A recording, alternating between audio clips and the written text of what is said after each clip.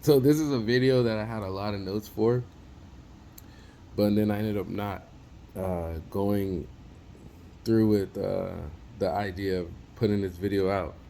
So I deleted all my notes, and uh, I don't really feel like looking at my notes again. So I just wanted to talk to you guys about something. It's not really that important. I just know a lot of people want to play sports, and when I was a kid, that was my dream. I wanted to play football. I was a football player. Everybody who knew me knew I played football. What I like so much about football is that I know people knew I was out there, but majority of the time I didn't invite anyone to my games. I was like, I didn't play football for the recognition of the crowd. I played football because it was something that I knew I was good at. It was something that I was able to get out a lot of just like stress, just like I wasn't in my mind. Like I wouldn't have to think. When I'm playing football, I'm thinking about the game. I'm thinking about winning. Thinking about making sure my teammates is enjoying the game as well. So sports isn't a bad thing. If you're really good at sports, you might as well play sports into the professional leagues. But I fell out of love with football in high school. Not saying I could have made it to the NFL. Who knows? The only way you would know is if you made it there. Um, but in college, I didn't even really try. I tried out one day, but I was depressed, and I just didn't. I didn't really want to do it, so I never came back. But that's not the point of this video. The point of this video is sports. It's almost an illusion. I'm not gonna sit here and say that sports is rigged, but when you think about Tom Brady, now Tom Brady is like a war veteran when you think about it. Tom Brady is an anomaly. Tom Brady is one in a million. I'm not saying he's that great of a person, but in the sports world and in the outcome of how sports is, to play 20 years in the NFL is not likely. Most players in the NFL, their career span is about 3 to 4 years, and most NFL players, they don't even get $1 million contract. They don't even grace or don't even touch $1 million in their career. You got to think about football. Football, there's 30. If you're talking about the NFL, there's 30 teams, and with those 30 teams, even if you're just doing the math based off of how many players play in college, with those 30 teams, it cannot fill up how many with those 30 teams, it cannot fill up half of the football players in college. But then those players in college, there's even more football players in high school. Like, you know what I mean? Like to know that there's only 30 teams in the NFL, to know that there's only 55 players on each team, or 52 when the season starts, and to know that the average career span is 3 to 4 years, if you're lucky, and most people who make it to the NFL aren't gonna. They might make $1 million in their career, but they're not gonna make $1 million in a season. Majority of them are not, especially not on a rookie contract. Especially if you're not getting drafted in the first round. Especially if you're not even a priority in the first round.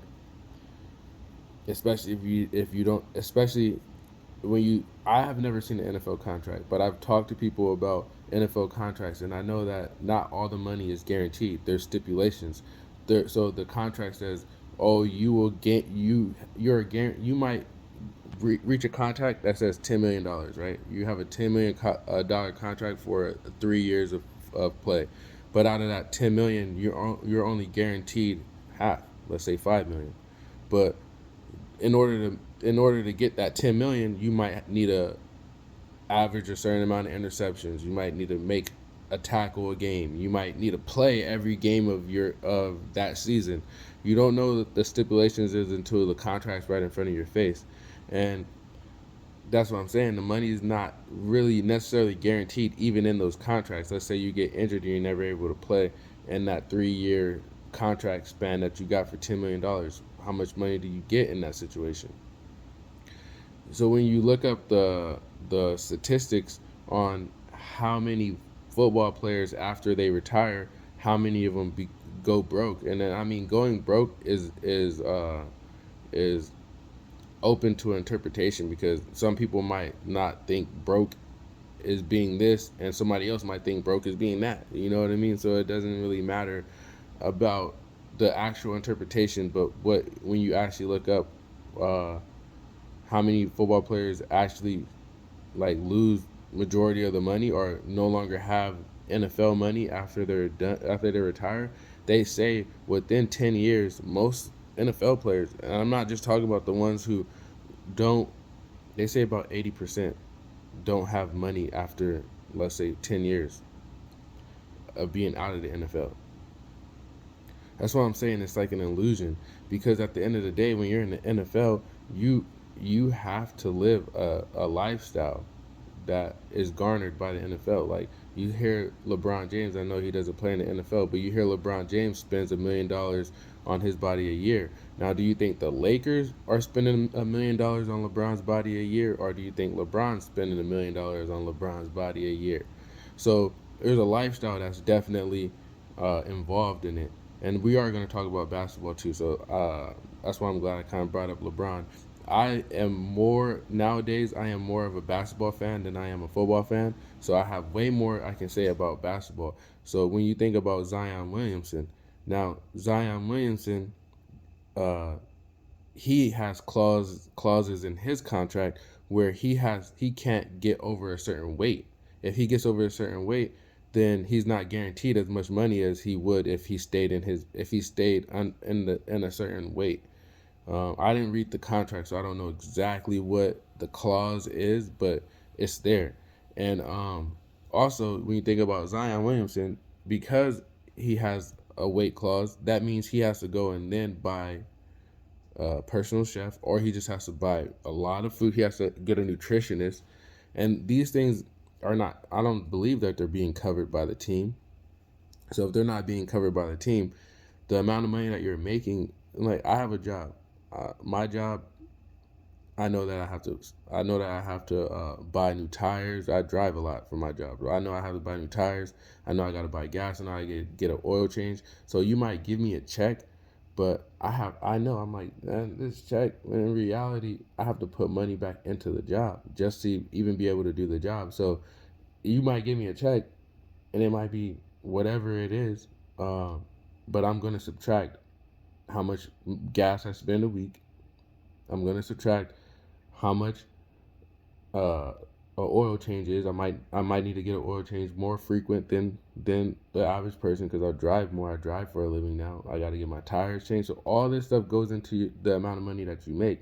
So even if you're an NBA player, you're making $100 million in a 5 year span, but you're spending $1 million a year on your body. You're spending probably another $1 million a year on uh, just having a nutritionist or a personal chef that's there cooking your food and all that stuff. So this lifestyle starts to catch up to you. The same thing. The NBA is a little different because the NBA has 30 teams. Each team has 15 players, so it's a lot less players. So the money stretches further. So the contracts are higher in the NBA. The average contract is higher in the NBA. The average person that gets into the NBA is definitely touching $1 million in a year. In a year contract, if you get drafted as a lottery pick, I believe if you get drafted as a lottery pick, you're getting several million in your first like 5 years in the NBA. I don't know exactly how many because it depends. It changes every year depending on the team and everything. I'm not really sure about how the contracts work too much, but I looked up how many basketball players, like what's the average lifespan of a basketball player? The average lifespan of a basketball player is about 3 or 4 years, just like the NFL. Most of them, like 75% of them, go broke after 10 years of being out of the NBA. It's a cycle. You go into the NBA, you live that lifestyle. When you come out, that's why majority of the NBA players that you see that actually have some type of name to themselves, and even currently why they're in the NBA because they know that the NBA is not forever. You see them starting their own podcast. You see them becoming NBA analysts.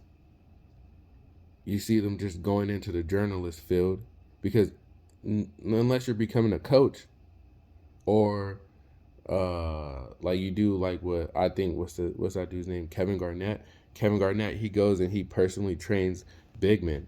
Like I believe uh a lot of big men do that. They go and they personally train. Like I believe LeBron trained with, I think, Bill Russell or Kareem, someone, to learn post moves from them. So unless you're doing something like that, which you have to be like Steve Nash. Like Steve Nash is the type of person that I believe, I'm maybe reaching here, but a type of person that I believe. Oh, Steve Nash was a coach, so yeah, he went back and he started training people. Like I'm not wrong here. Steve Nash started training people, and then he ended up becoming a coach. He didn't become a successful coach, but majority of the time when you're a sports athlete and you when you get out of the when you get out of the when you get out of the league, a lot of them go and do stuff within the league. They might coach, but at a little level, like maybe high school or college, or they might become an analyst. They might start a podcast that speaks about, like Paul George podcast P, that speaks about the just speak about sports. They talk about sports news and everything. Um, so you see it, like active players are figuring out ways to have like a business or just an income outside of the sports, because a lot of them, after the sports is done, that's why you see basketball players over here doing fraud, NBA medical fraud, or I believe that they even found NFL players. Brett Favre was involved in this. Why would someone who has more than enough money to survive, why would they need to commit fraud? You know what I mean? Like, if you have all the money you need, why are you committing fraud? Because at the end of the day, that's why you were able to see. Like, why do you think the NBA, and I don't know YouTube's like um, rules, but why do you think Delonte West? Why do you think the NBA is so big on mental health? Because of Delonte West. We seen a video of Delonte West in the middle of the street on drugs, and the NBA is now really big on mental health. Why weren't you big on mental health before? Why did it take a video of a ex NBA star? He was a star. Delonte West played in the NBA for multiple years. I remember using him in 2K. I remember using him in 2K. He was really good with layups. Delonte West, I remember. And then we seen him on the streets, and now the NBA is big on mental health. Ben Simmons was able to stay out a whole year because of mental health. Oh, don't talk about it. It's a touchy subject.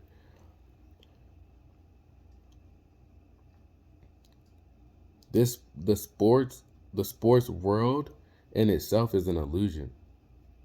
Don't get too caught up in the illusion. It's an illusion.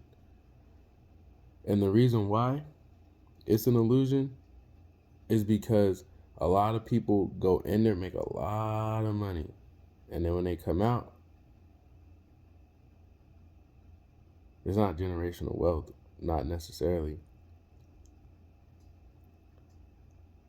But that's just what I wanted to say. That's why there's that movie, was it Love and Basketball? The father was a basketball star, and he was telling his son, just go and be a doctor. This is in a movie. Just go and be a doctor. Don't play basketball. Don't follow in my footsteps, because you're gonna get hurt, and then once you get hurt, the NBA is not gonna care about you. Think about it. The NFL. One of my favorite players of all time is Jamal Charles. Jamal Charles was dope. Like, I don't even know if y'all remember Jamal Charles, but Jamal Charles was dope. He was like to me, one of the best running backs of all time. He just had a short career because he got a leg injury, he got a knee injury, and he is no longer in the NFL. After his knee injury, I think he played 1 year with the Kansas City Chiefs. They didn't keep him 5 years. Just to be like, hey, we know you're not Jamal Charles like you were before, but we're not. They don't care. It's a business. He went to the Broncos and now he's no longer in the NFL. And it's not just him. A positive, because I played against his football team in high school, Terrell Davis. I'm not Terrell Davis's age. Terrell Davis went to the NFL. He got injured, a leg injury that made him not able to play in the NFL no more. He was a 2,000-yard season guy. I think he's one of the only running backs that's ran for 2,000 yards in a season, and he's Terrell Davis, a Broncos player, and he's a coach now, a high school football coach, and I played against his football team. We won. We won. I don't think they scored a touchdown against us. It was like 28-0 or something like that. I had a pretty big game. I didn't even know who Terrell Davis was at the time, but a couple players on my team knew who he was. But unless you're like Terrell Davis, because I also had a guy that I knew. He's not really famous, so I'm not going to say his name. And he played in the NFL, and he only played, I think, 2 seasons. But he told me that he didn't spend his NFL money. He saved it, and he invested in it, and he lives in Laguna Hills. And he only played 2 seasons in the NFL. You know what I mean? So, like, the money's real. The money's real, but the lifestyle that comes with it and the mismanagement of money, I mismanage my money all the time, so I shouldn't really be talking, but the mismanagement of money and just the fact that you're in and out in 2 years, you're in and out in 4 years, that's not enough time to really establish yourself. And you got to think about it, which kind of sucks. The NFL only requires you to play 3 years of college football. Andrew Luck is a person who retired from the NFL early. So you gotta think about it. This is a smart guy. He retired from the NFL early, and I think his first year in the NFL, I believe he either stood out or he finished college and he got his degree, and that's why he retired early, because he went back, he got his degree because he was smart enough to do that. He went back, he got his degree, and he retired early, and now he's probably making mad money doing a regular job. Yeah, he's not a sports analyst. Like, if you have guidance growing up, you will make the right decision. The NBA only requires their players to go to college for 1 year. It's kind of sad when you really think about it, because it's like, you're in college, you're probably going to have a full ride scholarship. Like think about it. People go to college off scholarships to play sports, to not even get a degree. like to go to college for 1 year to play sports and not even get a degree, to go to college for 3 years to play sports and not even get a degree. What was the point of that? Because you're going to go to the NFL maybe for 3 years, or the NBA for 2 years, get injured and not be able to play no more, and have to go back to college, and most likely have to go back to college and pay for it yourself.